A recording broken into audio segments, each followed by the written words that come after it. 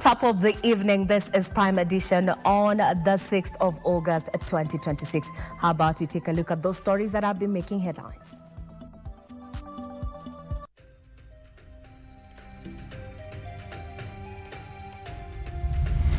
Nilisema mshahara ile inaitwa minimum wage iongezwe kwa asilimia 15%, 15% additional. Reforming private security. President William Ruto announces immediate minimum wage implementation as he meets security guards at State House.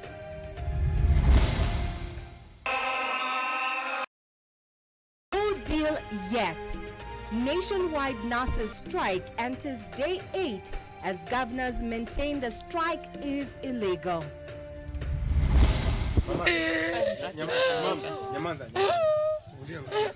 Murder probe. Eldoret police investigate the killing of a 26-year-old woman whose body was found stuffed in a gunny bag.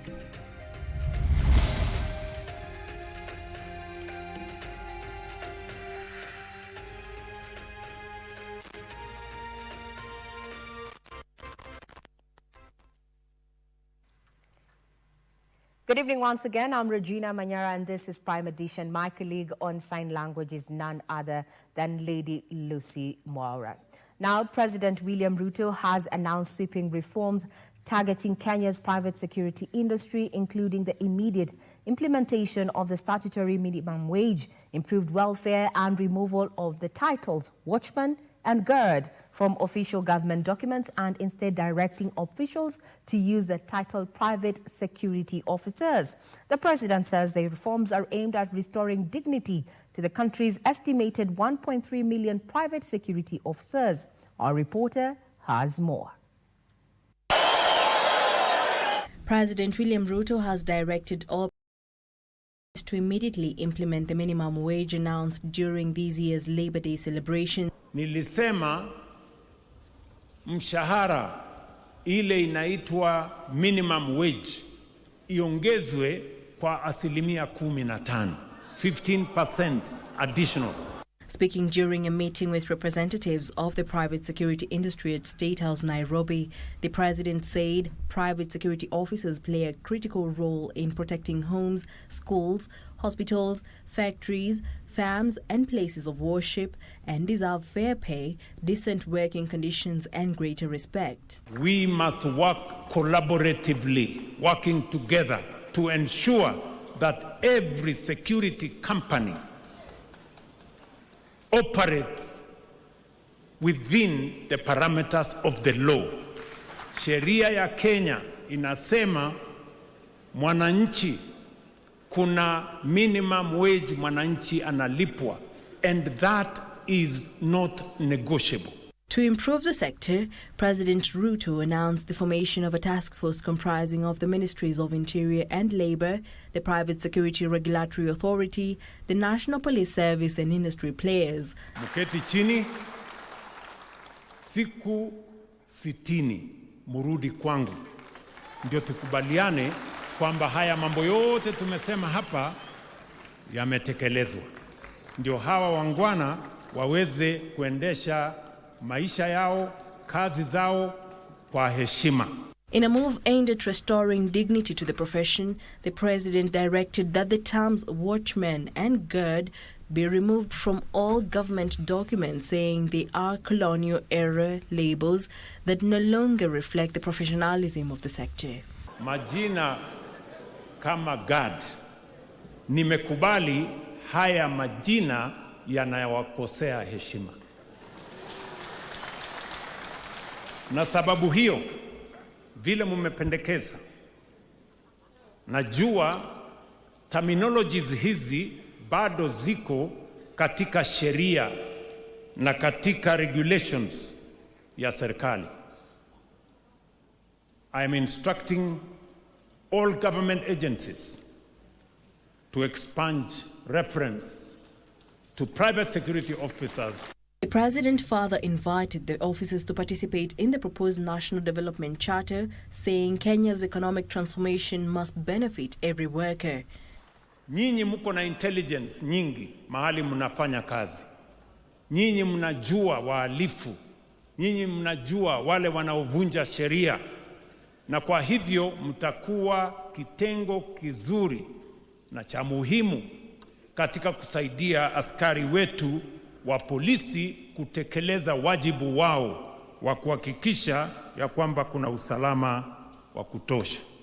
Industry players welcomed the reforms, while Parliament pledged support for the implementation of the long-awaited private security regulations.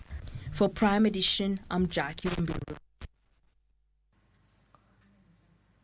To matters health, the nationwide nurses' strike entered its 8th day with no sign of a breakthrough after striking nurses marched to the Council of Governors headquarters in Nairobi, demanding to present their petition but failed to secure an audience with the governors.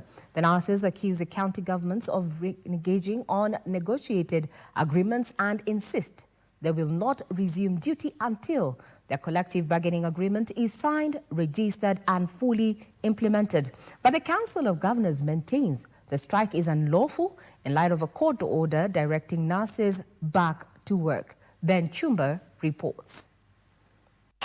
The nurses and county governments played out dramatically at the Council of Governors headquarters, carrying placards and chanting slogans. Nurses demanded to present a petition to the Council of Governors, saying they will not be heard.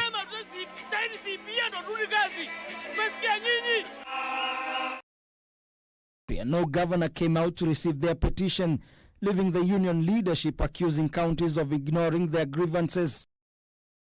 Mesema hawataweza kuzungumza na sisi tunasema bila huo mkataba haturudi kazi, tutaonyesha maana yetu kwa hii nchi ni gani. They accuse county governments of failing to honor agreements reached over the years, including the implementation of the collective bargaining and the absorption of universal health coverage nurses on terms. We hear that they have a PNP payslip, but nobody has given them a letter acknowledging them as being on PNP status.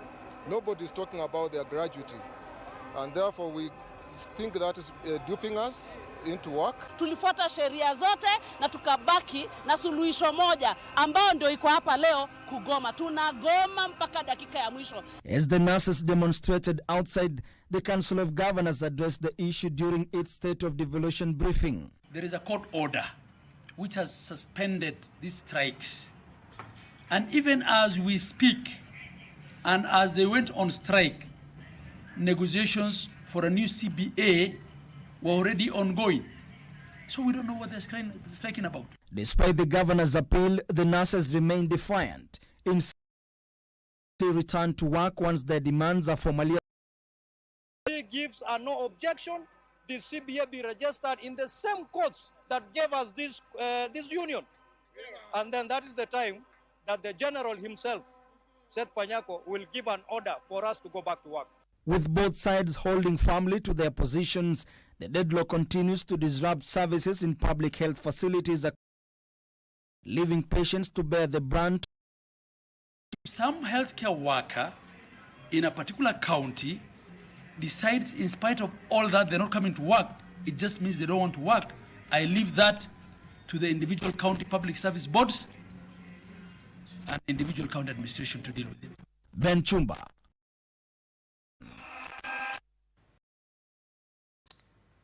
Well, as that continues, it will be 9 days tomorrow since that particular strike started, nurses strike. We'll continue keeping tabs on that.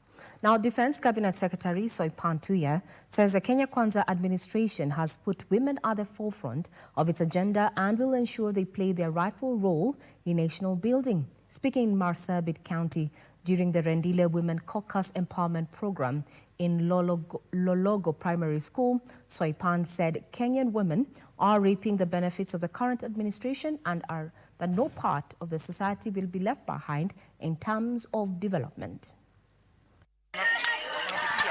On Thursday, Defense Cabinet Secretary Soipan Tuya led a team of local leaders and top government officials who included Kenya Broadcasting Corporation Managing Director Agnes for a Rendile Women Empowerment Program in Logolo Primary School, Marsabit County. Tunafuraha sana tumekuja kutoka kwa heshima ya our CS ambaye tunampenda sana na rafiki yetu sana Kabale Tale. Tumesema acha tukuje tusaidiane ili tujue vile tunaweza kuinua wamama. Soipan pleading with locals to be steadfast in their support for the government, saying the current administration had elevated women to the pedestal of the country's development agenda. Amepambana na mambo ya uchumi, kustawisha uchumi. So our responsibility as his support team is to make sure we follow through na yale ambayo amesema yaweze kutimizwa. The defense CS noting that the northern region that had long been neglected was now witnessing a revolution with major infrastructure programs going on. The president is very clear. Mambo ya mabarabara yameonekana kwa sehemu hizi za wafugaji ambaye haijaionekana tangu Kenya kupata uhuru. Na tunataka yote yatimizwe. Leaders present hailed the government for ensuring that every part of the country enjoys the national cake. Kazi ambayo inafaa kufanyika hapa county na sana sana yale yametamkwa ama yametajwa na rais wetu lazima ifanyike.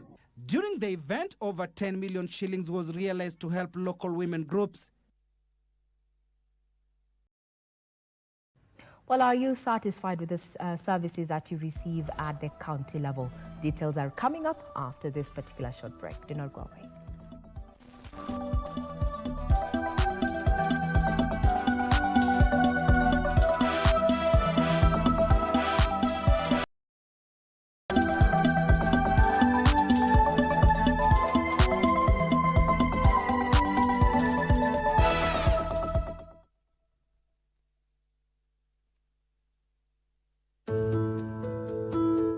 Many workers access their retirement benefits when switching jobs, unaware of the impact it has on their future. Taking out your retirement savings too soon reduces the income you will have when you retire, leaving your future less secure. Have you thought about the lifestyle or income you want to retire with? The earlier you start saving, the better. And the more you save, the more secure your future will be. Increase your savings today and live your golden years the way you've always dreamed. For more information, visit our website www.rba.go.ke, call our toll-free line 0800-720-300 or email info@rba.go.ke. Secure your future. Secure your peace of mind. RBA, safeguarding your retirement benefits. All right, listen up. Colgate is on a mission. It's kind of a big thing. Colgate Herbal uses traditional nature's herbs and Colgate science for healthy gums and strong teeth.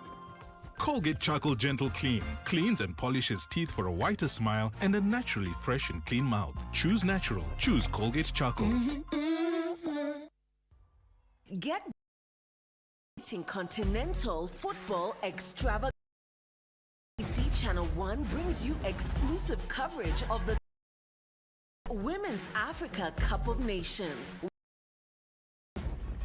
From Sunday the 26th to the 16th of August 2026. Welcome to Morocco! Morocco is the back defend their title against 15 other nations fighting to lift the who will be crowned in football.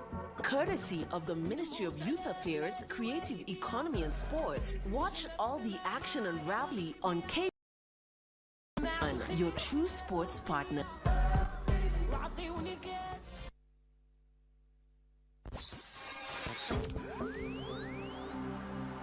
Pindi tunapowasha vifaa vyetu, tunapata fursa ya kutangamana na wasikilizaji wetu. Karibu sana thĩinĩ wa tabarĩra ya Rwiga. Tunapeperusha utangazaji uliobobea katika habari, nĩ ũndũ wa macio na mangĩ maingĩ, burudani, haha nĩ harĩa tũkoragwo tũkĩigua nyĩmbo mwaki nyĩmbo hota na hamasisho la kiroho.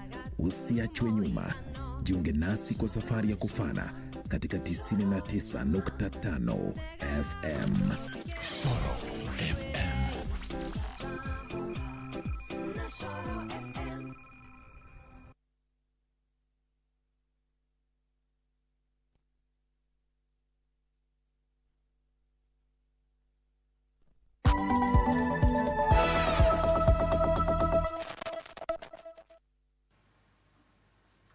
Welcome back. Now, the Senate has revealed that an increase in wage allocation and unnecessary allowances by county governments has denied Kenyans across the 47 devolved units development and service delivery. The launch of the Fiscal Performance Measurement Report revealed that among the worst counties that have not effectively used public resources are Nairobi, Bomet, Busia, Kakamega and Kisumu, while the top counties are Embu, Narok, Wajir, Kitui and Kilifi, among others. Our reporter Abdiaziz Hashim has the details. In the 126-page report launched by the Senate, how well do we collect our own source revenue? How well do we spend money on development and not just salaries? How well do we manage debt and pending bills? How transparent are we? Most importantly, what has changed for our people? Has revealed a disturbing trend that has starved Kenya's development and service 47 devolved units. It is to identify good practices, highlight areas requiring improvement, and provide an objective basis upon which we can determine whether public resources are translating into meaningful development for our people. According to the reports, governors and their assemblies have prioritized allowances and other activities at the expense of the taxpayers. Things about our county governments based on what we think about the governor. If we are good friends, we say good things. When we want to unseat them, we say nasty things on the floor. And that has been the trend and culture. The report launched by these senators highlighted that development expenditure performance declined, with many counties failing to meet the 30% allocation threshold. That require improvement, especially low budget absorption, revenue collection, expenditure, planning amongst others. Among the worst counties that have not effectively used public resources are Nairobi, Bomet, Busia, Kakamega and Kisumu, while the top ones are Embu, Narok, Wajir, Kitui and Kilifi, among others. Nairobi's Johnson Sakaja, Nyamira's Amos Nyaribo and Kajiado's Joseph Olelenku were flagged over prioritizing wages and benefits surpassing the 35% mark, while their counterparts from Embu, Nakuru, Narok and Kilifi performing better in managing their wages and benefits respectively. The senators have now drawn an ultimatum to the governors to iron out some of the issues facing budget implementation across the 47 devolved units ahead of the 2027 general election.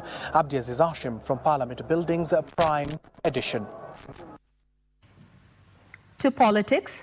Wiper Patriotic Front Party leader Kalonzo Musyoka has urged the government to consider pursuing a dialogue with the government of Sudan to help restore the important trade relationship for the benefit of both countries. Speaking after visiting the embassy of the Republic of Sudan in Nairobi, where he met Ambassador Kamal Jabra Gubara, the former vice president called on the government of Sudan to consider lifting the ban on Kenyan tea imports. Timothy Kipnusu reports. Wiper Patriotic Front and Azimio la Umoja Party leader Kalonzo Musyoka on Thursday paid a courtesy call to the Embassy of the Republic of Sudan in Nairobi, where he met Ambassador Kamal Jabbar Gubara. He used the opportunity to appeal to the government of Sudan to consider lifting the ban on Kenyan tea imports. But because of the hostilities, mainly the support by this government of William Ruto, the support they have given to the RSF, the government of Sudan had to react to that situation. And that reaction has brought suffering to not just the tea lovers or drinkers of Sudan, but the Kenyan tea farmers. National chairperson Gladys Wanga in supporting a broad-based government with the UDA has spurred development in different regions. She further launched a scathing attack on the former deputy president for castigating the president for allegedly votes in favor of the Nyanza region.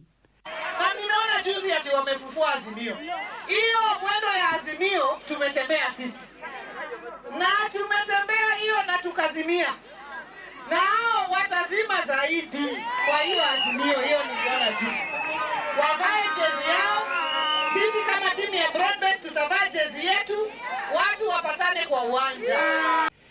as the Democracy for Citizens Party DCP in Kiambu has accused Kiambu woman representative Anne Wamuratha of propagating a smear campaign ahead of the planned visit by the party leader Rigathi Gachagua, who is expected to tour Kiambu town and officially open the party's county's office tomorrow. Madam Anne Wamuratha, wewe ni rafiki yetu sana. Rafiki ya dhati sana. Mimi ningetaka nikuambie tunakaa Kiambu, hakuna mtu akona vita. Rigathi Gachagua anakuja kufungua ofisi after ofisi, tuende tukazungumzia watu wetu hapa Kiambu. Na alafu tumalize na kila mtu anafuraha anataka ofisi ifunguliwe. One of the things that our party leader has been clear is that we must build strong parties if we are serious about taking over government next year. And if you see what he's been doing with DCP party, he's popularized DCP party across the Mount Kenya region. Finally, the People's Renaissance Movement party leader Caleb Amisi has poked holes on the President Ruto's Vision 2060, saying it is not important for now for the nation. Visions ambayo ni hewa, vision ambayo ionekani, there is no light. It is actually launching darkness. He's not launching anything visionary. He is going to launch darkness. Well said. So we are telling you that the issue of Vision 2030, it is a resemblance of the Vision 2063 by AAU. It has never been achieved because it was launched by old people. So we are not there. We are not going to respond to anything that is launched by this government because we are preparing for a new government in next year, 2027. Wow. And the PM is going to produce the next president of the Republic of Kenya. Wow.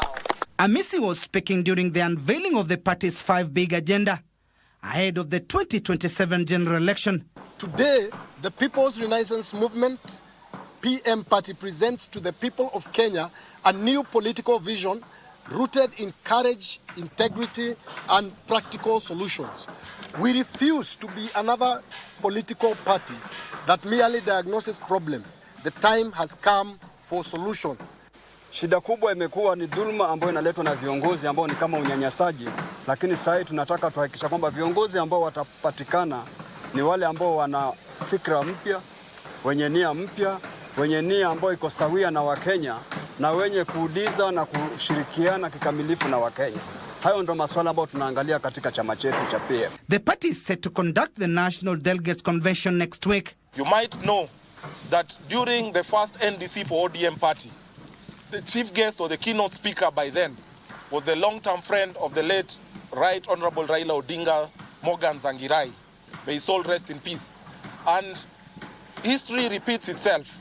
On our very first NDC, we are honored to be hosting the son of former Prime Minister of Zimbabwe, the MP for Norton constituency from Zimbabwe, Robert Zangirai.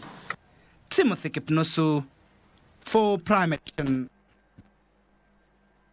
Police in Eldoret have launched investigations into the killing of a 26-year-old woman whose body was found stuffed in a gunny bag at Cape Karen Estate in Uasin Gishu County. 2 suspects have already been arrested as investigations commence to establish the circumstances surrounding the incident. The body of the deceased, identified as Lilian Chepkor, was discovered in a timber yard where 3 young men are said to have been living. Sub-County Police Commander Zephania Kamren, confirming the incident, said 2 suspects are in police custody to assist with investigations.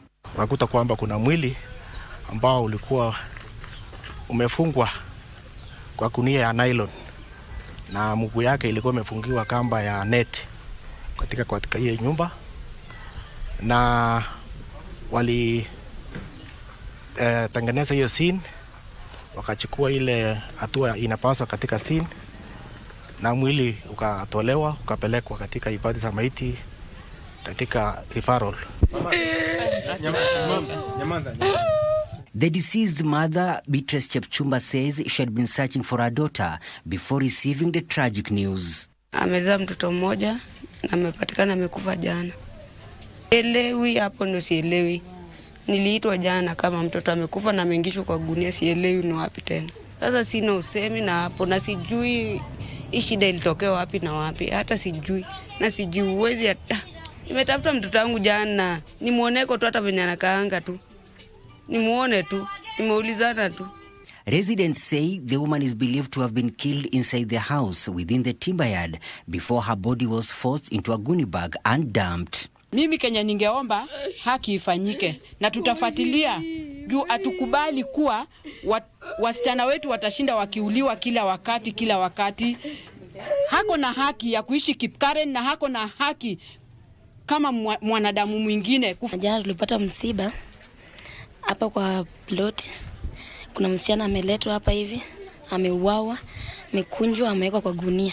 Na tunasikitika sana, hata sasa tunaogopa, hata mimi sasa venye niko hapa naogopa hata kuishi kwa hii plot. One of the occupants of the house is reported to have alerted the police after the body was discovered, prompting officers to visit the scene and move the body to the mortuary, pending a post-mortem examination. In the same neighborhood, a 20-year-old woman is recovering from injuries following an alleged assault by a man she identified as her ex-boyfriend. She claims to have reported similar incidents to the police, but the assaults didn't stop. Michael Mondiga for Prime Edition.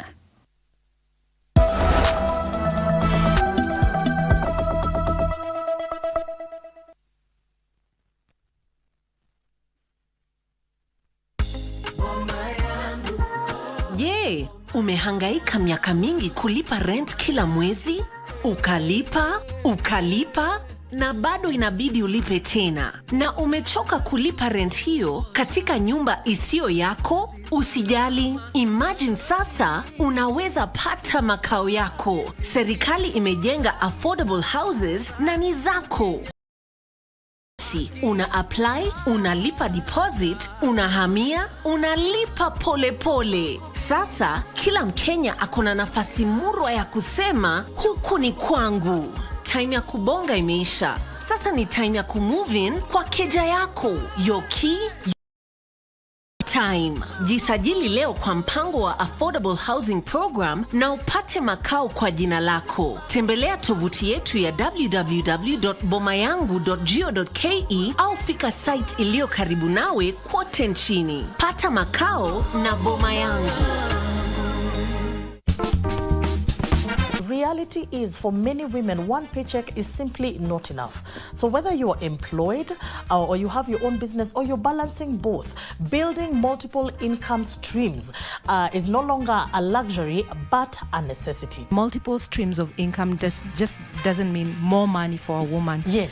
It means freedom. It means ability to make choices. Instead of waiting for a seat at someone else's table, I decided to make my own table. One of the biggest creators of businesses and entrepreneurship is usually the ability to identify a need and solve it. See what people come to you for. Try to pick on that. Be very, very intuitive and believe in yourself, because these people are believing in you. They are coming to you for that particular problem, for you to solve it. There is so much importance in, even though you are working 8 to 5 or you have something keeping you tied up 8 to 5, these other streams of income that you're creating and these other assets that you're bringing in are what are eventually going to help you retire. Unaona ile boss wako ukimfanyia kazi, si unamwogopa? Kuna venye una keep deadlines. Kuna venye you're always constantly trying to be perfect. Do that with your own small business.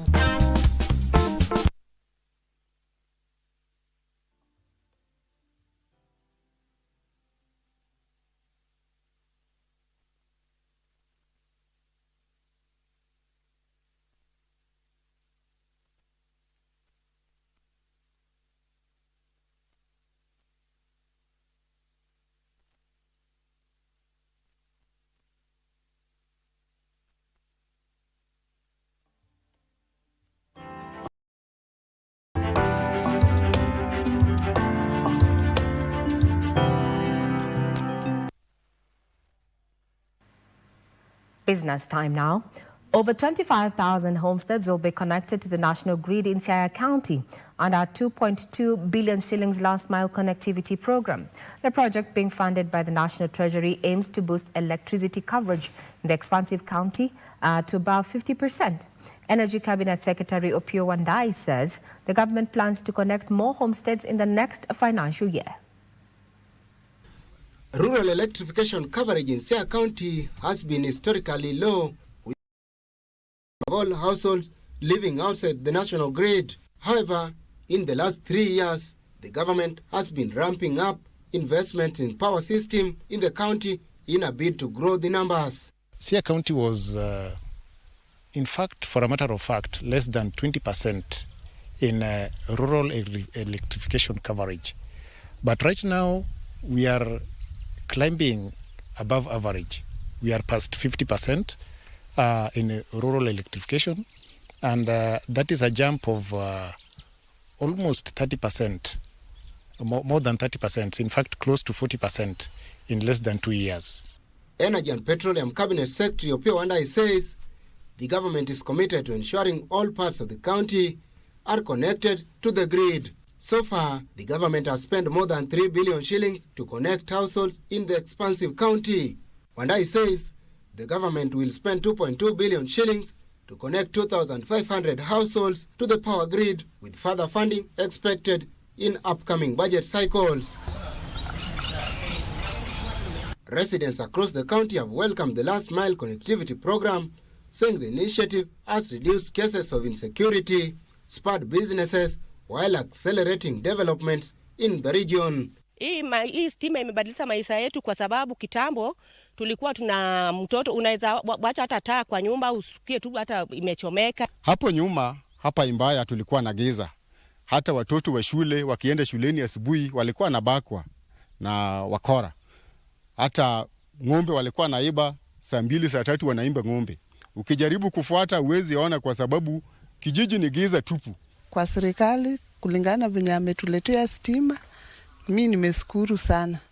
Sasa nimepanga tu kununua mashini ya kushiaga niweke pale nitumie nisaidie naye wananchi. Ezekiel Wino reporting for Prime Edition. Agriculture Cabinet Secretary Mutahi Kagwe says the government will not allow in imported sugar since there is sufficient sugarcane in the country for milling. Kagwe says no sugar imports will be cleared to access the local market until mature sugarcane in the farms is processed, in a move aimed at cushioning local sugar farmers. Agriculture Cabinet Secretary Mutahi Kagwe says the government is not issuing sugar import licenses since there is enough sugarcane locally for milling. Sugar factories and traders have their sugarcane locally. What the sugar board has told me, as at now, in August, what we have produced in terms of sugar from the sugar factories that you people take to is almost the same as what we produced the whole of last year. We are not going to import sugar at the risk of the local industry. That I can assure you. To further incentivize the subsector, the National Treasury is expected to release 265 million shillings as the final payments owed to farmers by the least state-owned sugar millers. 2 billion. 2.2 billion. Na sasa imebaki 265 million. Kagwe has directed that the election of outgrowers directors be held on 5th of next month. The way to discourage anybody in parliament from proposing anything else is to have effective elections. Na hiyo maneno tumali. Benson Rioba reporting for Prime Edition. East African Breweries PLC ABL has reported a 49% jump in full-year net profits to 18.23 billion shillings, up from 12.2 billion shillings. The Brewers Group Managing Director Jane Karoko has attributed the performance to higher sales and improved operational efficiency. ABL has recommended a final dividend payout of 8 shillings and 70 cents per share. Revenue rose 13% to 146 billion shillings, with Kenya remaining EABL's largest business. Because I said the other driver is that we are always researching on what the consumer wants. Once you understand the consumer dynamism, then you're able to answer with a portfolio. So I'll say the first thing is a great portfolio. The second one would be the route to market. Route to market for us continues to be a competitive edge, and we have a strong route to market across all the countries, particularly in Kenya. Uganda maintained steady momentum despite a challenging operating environment, while Tanzania was the fastest growing market due to expanding distribution that pushed up sales. 13% growth in revenue, 49% growth on profit after tax, and also the earning per share also significantly improved by about 59%. I think also what's even more important is the free cash flow. We continue to generate cash. We closed the year with free cash flow of 22 billion, up from 17 billion last year. And also, we continue to deleverage the business. We reduced our debt by about 5.8 billion shillings. Karoko says the firm absorbed a 1.2 billion shillings cost due to the shilling's depreciation against major import currencies comprising of the British pound and euro. The Brewers Board has recommended a final dividend of 8 shillings and 70 cents per share, pushing up the total dividend payout for the year to 12 shillings and 70 cents per share, up by 58.8% from the previous financial year. Karoko cautioned that illicit and second-generation alcohol remains one of the biggest threats to the formal beverage industry and urged governments across East Africa to formalize the informal alcohol market through appropriate regulation to rake in more revenue and create a level playing field for compliant manufacturers. Huge opportunity because it means it's like almost a white space, where if we were able to recruit a lot of people from illicit, that would bring them into the tax bracket. And therefore everybody would be happy. From the business and also from government, they would rake more taxes, and also from a health and safety perspective, because then you're able to consume. If you want to take or must take alcohol, you're taking a... Regina Manyara reporting for KBC Channel 1. Well, that was earlier this morning. Now, NCBA Group has posted a 12.2% increase in net profits to 12.4 billion shillings, driven by higher digital loans and a steep rise in loan loss provisioning. The Lenders Board has recommended an interim dividend of 3 shillings and 75 cents per share, up from 2 shillings and 50 cents paid in the corresponding period last year. NCBA Group disbursed 324.4 billion shillings in net loans and advances to customers, up from 288.1 billion shillings during a similar period last year. From this, the lender booked 36.5 billion shillings in total interest income, up 7.6%, lifted by higher interest income on government securities, after interest income on loans and advances was flat at 20.4 billion shillings. Increased lending came at a cost as NCBA Group pushed up loan loss provisioning from 3.2 billion shillings to 5.2 billion shillings. In addition, the lender disbursed 819 billion shillings in digital loans, representing a 26.9% year-on-year growth. The increased lending also pushed up the lender's total assets by 11.5% to 739.4 billion shillings. And Stanbic Bank Kenya has reported 6.48 billion shillings in the first half net profit, which is flat when compared to earnings a year ago. Loans and advances to banks and customers increased 16.7% to 360.2 billion shillings. From this, the lender booked 12.3 billion shillings in net interest income, up 4.1% year-on-year. In addition, non-interest income was flat at 7.6 billion shillings. Gross non-performing loans reduced 5.1% to 22.73 billion shillings, prompting the lender to slash loan loss provisions by half to 725 million shillings. Total assets climbed from 473.7 billion shillings to 602.2 billion shillings. Stanbic Bank Kenya has recommended an interim dividend payout of 1 shilling and 64 cents per share, which is less than half compared to the 3 shillings and 82 cents per share paid last year. Ndotamokami for Prime Edition.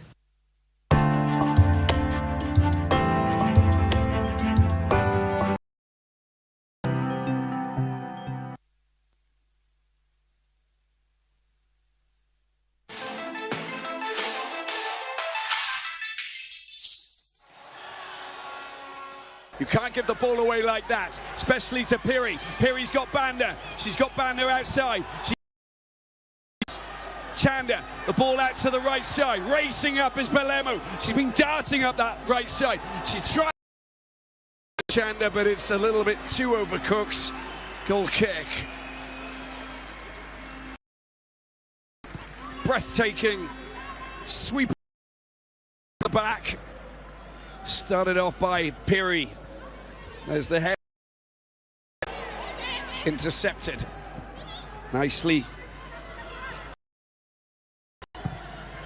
kept at her feet. Good work from Makandawire. There's the delivery coming in. Watch out. Near a teammate. but it's there, and the header comes back in, and the attempted header, it's a chance here. And Tabata is a shot coming in. It's been blocked there at the back there by Chileshi, and there's another chance, but there's a free kick before they can get their shot in.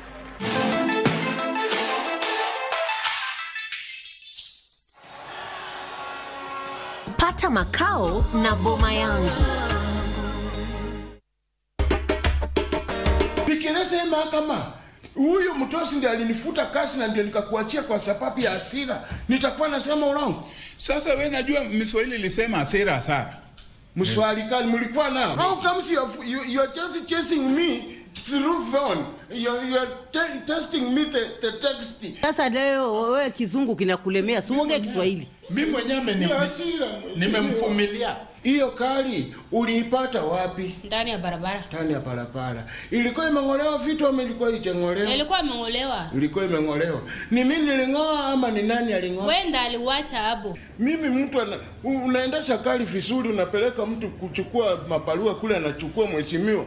Kitoko ukiangalia simu unapata ati huo mtu amekuandikia ati I've you job, go home, leave my car there.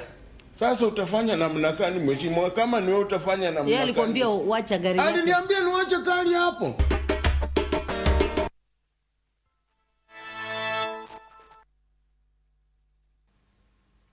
And thank you for staying with us. It is time for the latest from the sports desk. I'm Bernard Hukumu. Now, the Kenya men's hockey teams made a winning start to the inaugural Africa Under-18 Hockey 5-a-side Championship after beating South Africa and Nigeria in their opening matches played at Sikh Union Club here in Nairobi. The hosts dominated from the opening game, holding South Africa to 8-5 win before confirming their title intentions in the second game with a 10-5 win in their second match. The victory gives Kenya an early boost in the race for the title and qualification to the inaugural FIH Youth Hockey 5-a-side World Cup set for December. Kenya men will next face neighbors Uganda before taking on Ghana. In the ladies category, Kenya lost narrowly 5-3 to South Africa but bounced back against neighbors Uganda by beating them 7-0. The top two teams in both the men's and women's competitions will qualify for the World Cup.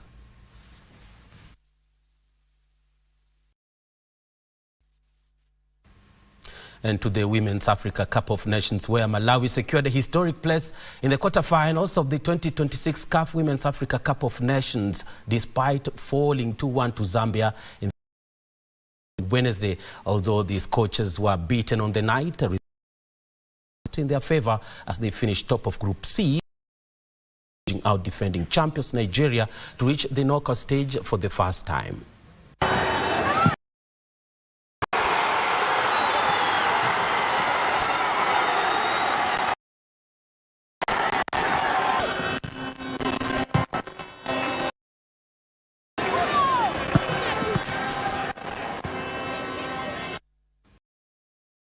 And across the borders to athletics now, where Kenya struck gold, silver and bronze in the 5,000 meters finals on the first day of the 2026 World Athletics Under-20 Championships in Oregon, USA on Wednesday night. World cross-country Under-20 champion Franklin Kibet produced a dominant performance as he led Kenyans to a 1-2 finish in the men's 5,000 meters final, crossing the finish line in 13 minutes 28.27 seconds to bag the first gold for the country. This Masotuke is in Oregon and filed the following report. Regina, has he got one last kick? Kibet's got away. Kibet's got three. The team's captain Nehemiah Kipngeno also signed out his under-20 career with a silver medal in a time of 13 minutes 30.09 seconds as the Mitu Kebede of Ethiopia settled for a bronze. Wakati nilipata ya kwanza nikafurahia, nikasema hii ya track tena lazima na make sure nimepata gold tena. The victory ensured Kenya retained the title won by Andrew Kiptoo Alhamisi in 2024 in Lima, Peru.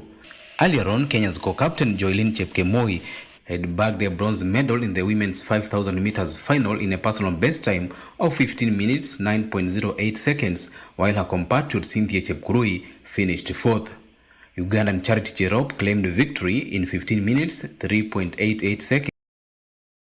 Alikuwa strong. ilikuwa tu calculation ya mtu kwa hiyo mbio na finishing tena. Hapo tu ndio niliona nilikuwa na challenge kidogo finishing. Plus hivyo race haikuwa mbaya, ni hali ya kuvumilia tu kawaida. In other results of day 1, Mercy Chepngeno and Natasha Chepto both cruised to the 3,000 meter steeplechase final, while Collins Tentera and Nahashon Kiach both made it to the 800 meters. Same is set for this Friday. With the result, Kenya table with the gold, silver and the bronze ahead of Brazil, Uganda and hosts USA, who are tied with the gold medal apiece.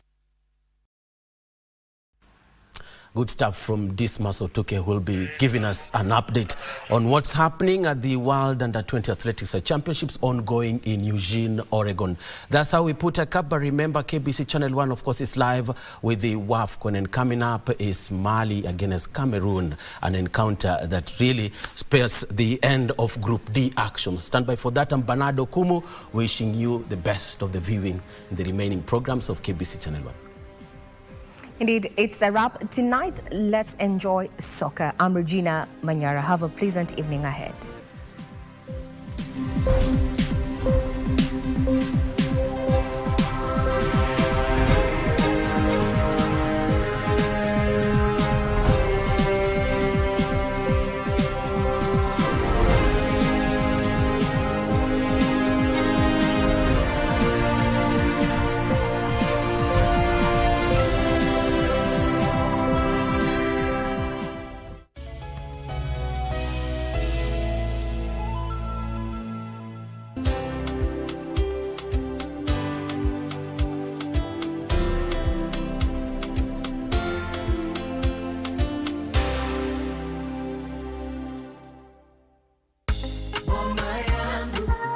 Je, umehangaika miaka mingi kulipa rent kila mwezi? Ukalipa na bado inabidi ulipe tena, na umechoka kulipa rent hiyo katika nyumba isiyo yako? Usijali, imagine sasa unaweza pata makao yako. Serikali imejenga affordable houses. Process ni rahisi. Una apply, unalipa deposit, unahamia, unalipa pole pole. Sasa kila Mkenya akona nafasi murwa ya kusema huku ni kwangu. Time ya ni time ya kumove in kwa keja yako.